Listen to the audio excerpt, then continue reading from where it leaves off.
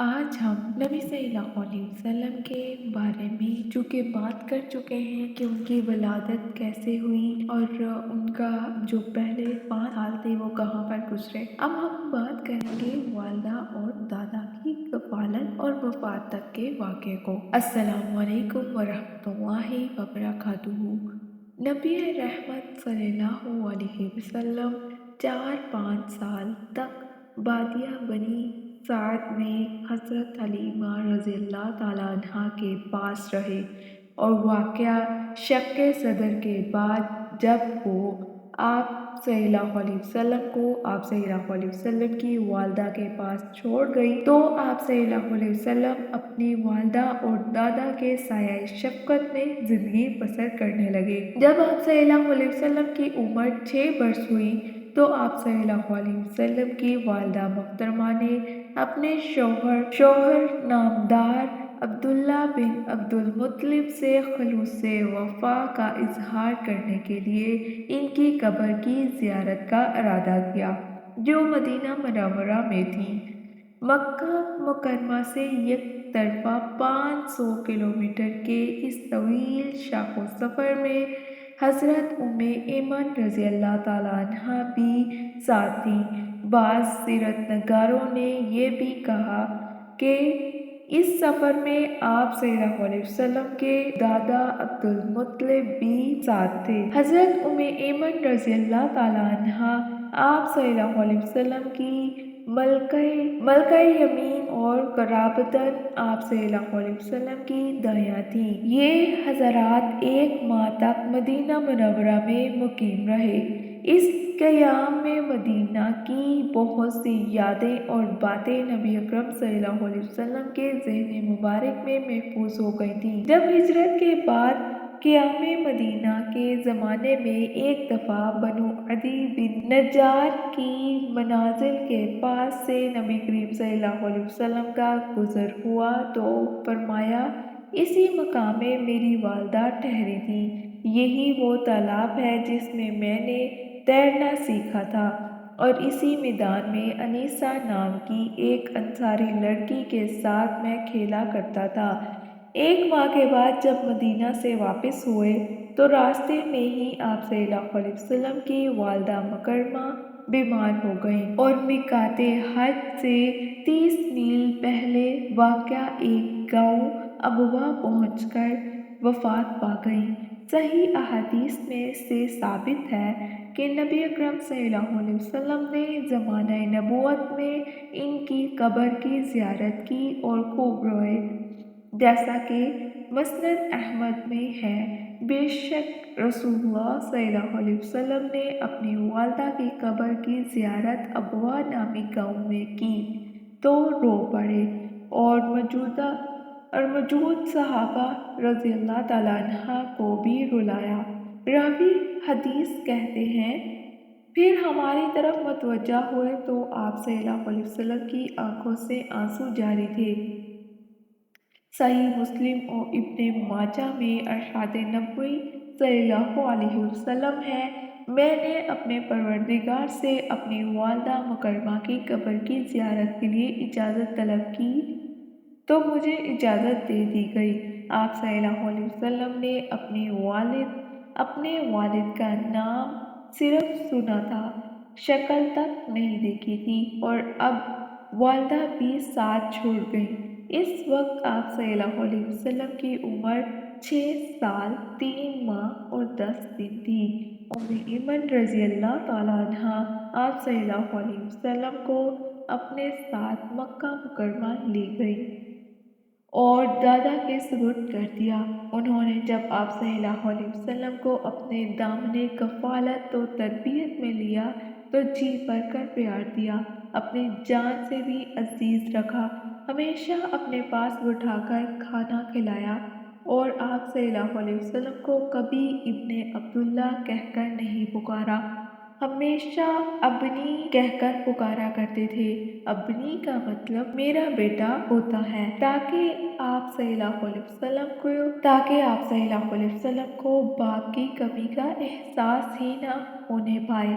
आप सल्लल्लाहु अलैहि वसल्लम की दाया ایमن رضی اللہ تعالیٰ عنہ کو بھی اسی قسم کی تاکید کر رکھی تھی تاکہ وہ ماں کی کمی پوری کرنے میں کوشاں رہے۔ یہ بس ان لوگوں کی محبت اور شفقت اور چارہ سازی تھی، ورنہ اس کمی کو کون پورا کر پاتا ہے۔ ابن اسحاق نقل کرتے ہیں، عبد المطلب آپ صلی اللہ علیہ وسلم کو اس قدر عزیز رکھتے تھے کہ ان کے لیے کعبہ شریف کے سائے میں جو مسند خاص بچھائی جاتی تھی، کوئی شخص اس پر اکراماً نہیں بیٹھا کرتا تھا، یہاں تک کہ ان کے اپنے بیٹے آتے اور مسند کے ارد گرد بیٹھ جاتے۔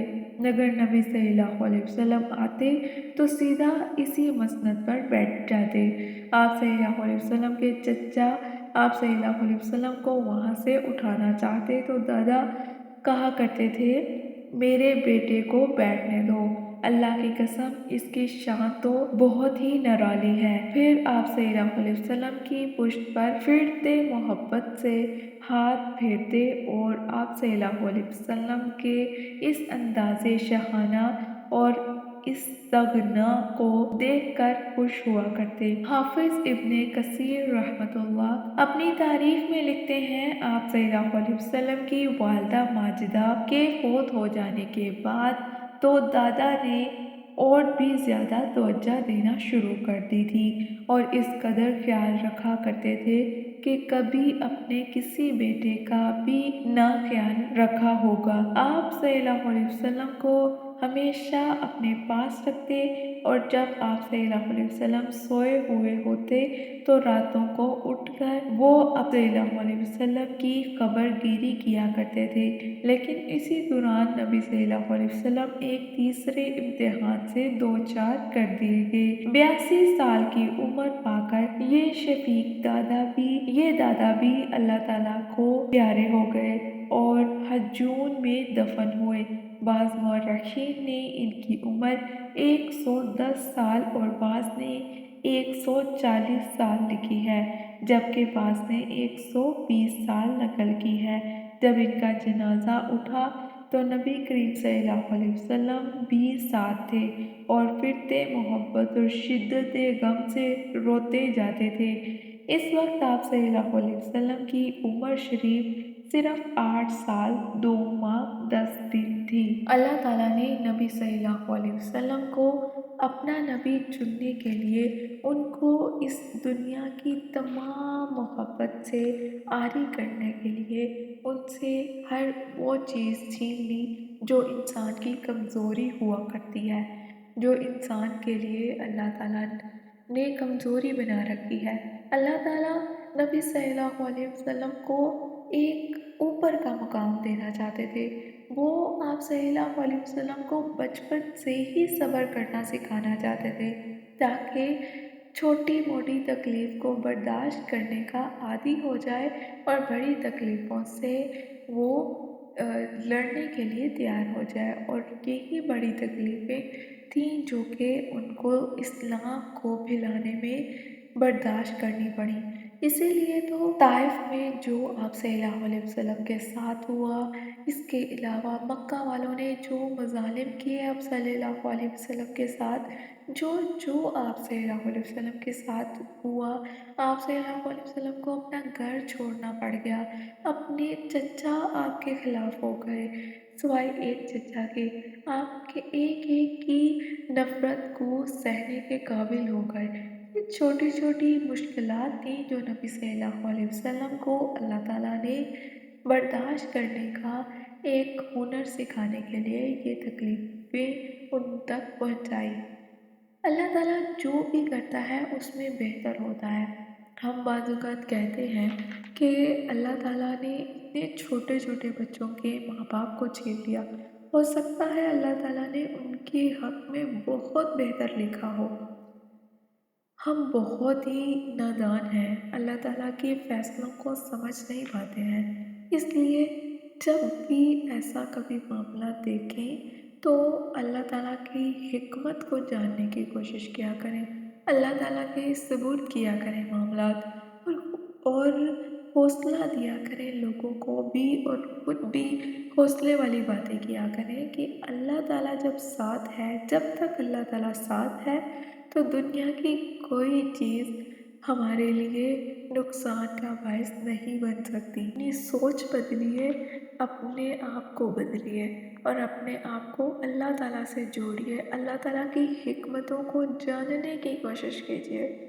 اپنا خیال رکھیے گا، پچھلی ویڈیو کو بھی دیکھتے رہیے گا اور اگلی ویڈیو کے دیکھنے کے لیے چینل کو سبسکرائب کر دیجیے اور بیل آئیکن کو ضرور دبائیے گا تاکہ ہماری ہر آنے والی ویڈیو کا نوٹیفیکیشن آپ تک پہنچتا رہے۔ اپنا خیال رکھیے گا۔ السلام علیکم ورحمۃ اللہ وبرکاتہ۔